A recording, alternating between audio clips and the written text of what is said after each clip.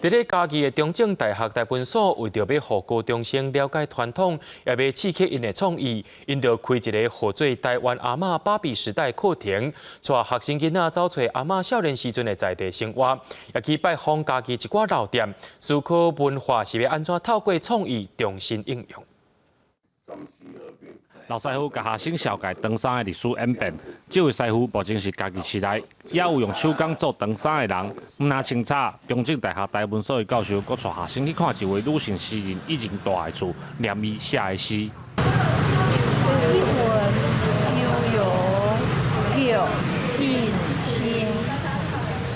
很美哎，对不对？多做人中心会吧。 因反正有这个课程，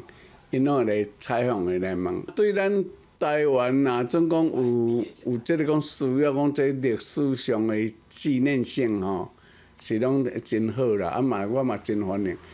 中正大学有要互地界内高中生更加了解在地历史生活甲文化，开办一门台湾阿嬷芭比时代课程，透过食穿大行各种层面，调查阿嬷过去伫家己的生活影粒。 好，历史甲文化现场，哈，会当哈，经过哈囡仔的消化，哈，啊内化，哈变做什么样？变做因哈，会当对应未来的生活的态度。因为我们从小就在这里生长，然后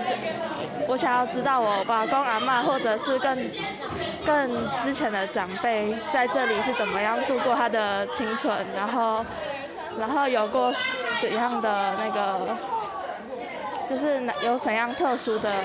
风貌。这个课程结合数位科技甲实地轰炸，主题嘛为以前行到即马。中正大学教授就表示，希望透过课程的教育，唔但互学生囡仔知影在地历史，嘛希望借重因的创意，互在地文化有更多运用的机会。记者林慧婷，嘉义报道。